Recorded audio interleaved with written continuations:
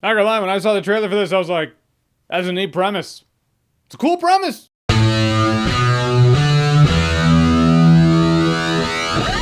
Truth or Dare. So Truth or Dare is a new movie by Blumhouse Productions. It's Blumhouse or Blumhouse, one of the two. Point is, we know what we're in for. A group of college friends go to Mexico, they play Truth or Dare with this new guy they meet, and they find out that game is very real and it follows them back home, and now the game's still going on, and you don't follow through with the Truth or Dare that you're dared to do. Funny enough, I guess in Truth or Dare, the truth is also a dare. I dare you to tell the truth. It's the same thing. You die. And now they have to find out what's happening and how to stop it, maybe. Now, like I said in the beginning, I was looking forward to this movie because the concept is just interesting, and that's what this movie is. It's one of those movies where you're like, it's a great concept.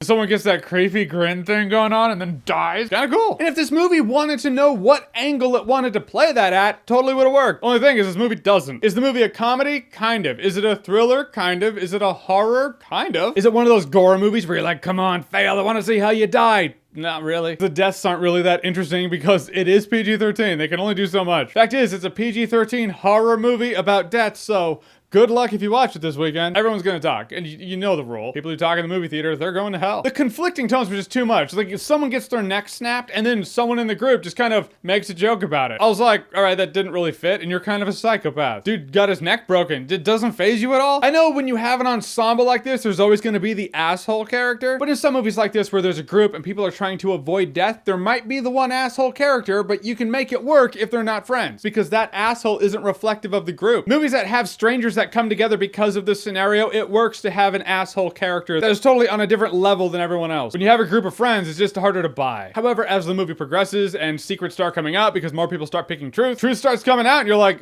maybe you are all shits. At a point, you really stop rooting for them. You're like, I don't know, maybe you're all just dicks. In which case, my next gripe would be, why am I rooting for them? And really, I don't go into these movies thinking it's gonna be a character piece because it's not. Nor did it ever promise to be, but before I was filming this, I really had to think hard. I was like, wait a minute, how many characters were there in this movie? I don't know their names, so that shit's off the table, but there were a couple of them I was like, oh, I totally forgot about them, because they're pretty insignificant. In which case, why do you have them? Oh, you have them for fodder, so you can have someone die because the death's gonna be cool. No, it's not. There were a couple of scenes that did show how good this premise can be. One scene in particular, I was like, oh, that's actually kind of a relevant scene. But it never really hits the mark because the movie didn't set itself up to be that impactful. Guys, in the end, Truth or Dare was an interesting premise and a ridiculous script, and if it committed to its ridiculousness, it would've worked. I mean, you take Rampage, it was dumb for a lot of the movie, but in the last act, they were like, all right, we're committing, and that's where you have fun with it. This movie never really found its foothold. It tries to go for this clever ending that really just kind of leaves you unfulfilled. The movie's biggest flaw or biggest fuck up is the fact that they just didn't commit to an R rating. If they'd committed to an R rating, movie would have been a bit more fun. They should have some sort or form of morbid entertainment to fall back on. A movie like this, with this premise, it has to commit. This movie just rides a line in the middle. It just didn't work for it. I'd like to say it'd be a fun party movie, but I just don't see it.